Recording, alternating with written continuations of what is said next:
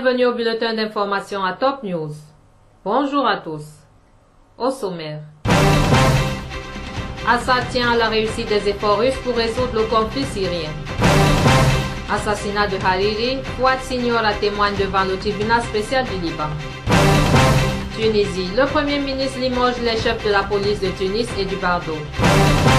Israël boycotte une session à l'ONU sous l'offensive israélienne contre Gaza.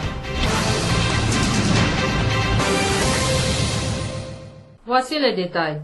Le président syrien Bachar al-Assad a affirmé que son pays est soucieux de faire réussir les efforts russes dans la résolution du conflit syrien, précisant que l'étape la plus importante du travail est de s'accorder sur l'ordre du jour qui fixe la méthodologie du travail, les bases du dialogue et les mécanismes susceptibles de réaliser les objectifs requis. S'exprimant dimanche devant une délégation russe dirigée par l'envoyé spécial russe Azmalokol Mohamedov, en visite à Damas, M. Assad a souligné que le gouvernement et le peuple syrien font confiance au commandement russe et à ses efforts continus pour résoudre le conflit syrien malgré les obstacles de certains pays régionaux et occidentaux qui continuent de soutenir les groupes terroristes à tous les plans. Pour sa part, M.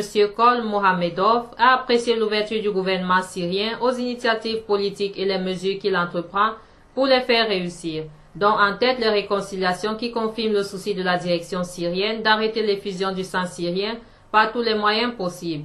Rappelons que la première rencontre de consultation intersyrienne s'est tenue à Moscou du 26 au 29 janvier dernier. Le puissant groupe islamiste syrien Ashra al-Sham a annoncé dimanche sa fusion avec le petit groupe Soukou al-Sham, également djihadiste. Selon certains rebelles, ce rapprochement va renforcer l'influence d'Ashra al-Sham dans la province d'Idlib, dans le nord-ouest de la Syrie, où son rival, le Front al-Nosra, s'est développé récemment en éliminant les groupes rebelles non djihadistes soutenus par l'Occident. Cela va représenter un concurrent important pour al-Nosra à Idlib, estime Abu Malek al-Shami, commandant rebelle du Jaish al-Mujahideen Wan Ansar. Ashra al-Sham, dont les observateurs estiment qu'il est financé par les États arabes du Golfe, disposerait de 10 000 combattants essentiellement syriens, à la différence d'al-Nosra, dont les djihadistes sont plutôt étrangers. Le chef d'Ashra al-Sham et la plupart de ses commandants ont été tués en septembre dernier dans une explosion. L'ancien premier ministre libanais Fouad Signora, qui témoignait lundi devant le tribunal spécial pour le Liban, jugeant les assassins de l'ex-premier ministre Rafik Hariri, a affirmé d'une part que le régime syrien avait imposé à ce dernier en 1997 les noms des ministres au sein de son gouvernement.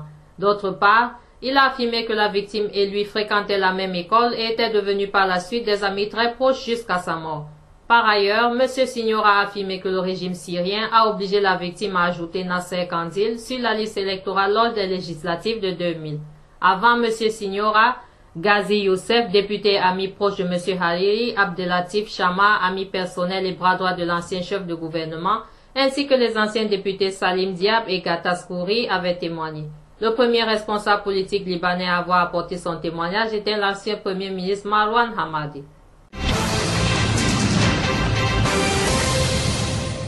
Une source proche du Front al-Nosra a assuré au quotidien Al-Akhbar paru lundi que la bataille du printemps aura lieu en direction du Kalamoun et non en direction du Liban. Le Liban et son armée ne font pas partie des cibles d'al-Nosra, a poursuivi la source qui a promis des surprises lors de la bataille du Kalamoun.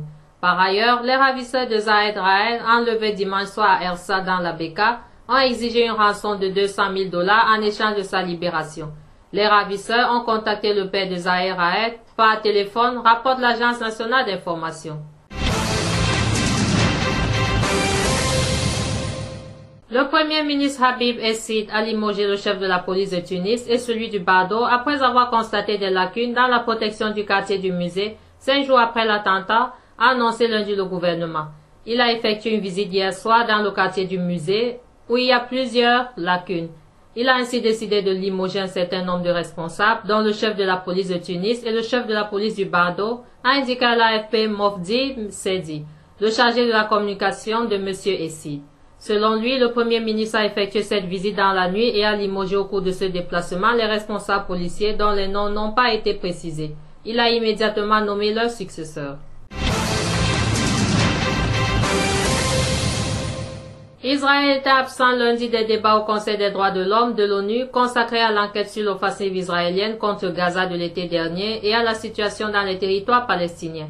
Le représentant israélien n'était pas présent dans la salle, ce qui, selon une source proche du Conseil, est considéré comme un boycott. On ne fait pas de commentaires là-dessus, a déclaré à l'AFP une porte-parole de la mission israélienne auprès de l'ONU. Israël a toujours refusé de collaborer avec la commission d'enquête de l'ONU, lancée peu après l'offensive israélienne de l'été dernier à Gaza. Le conflit de 50 jours à Gaza à l'été 2014 avait provoqué la mort de 2140 Palestiniens, en majorité des civils, et de 73 Israéliens, pour la plupart des militaires.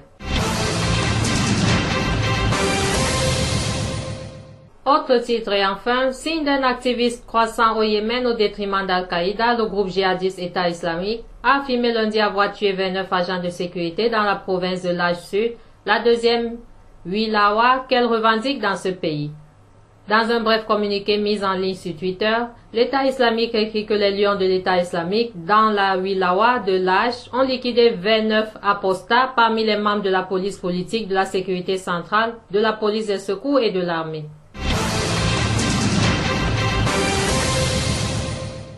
Merci à vous qui nous suivez de Beyrouth et aussi en Tunisie. Bulletin présenté par Anna et Kamé.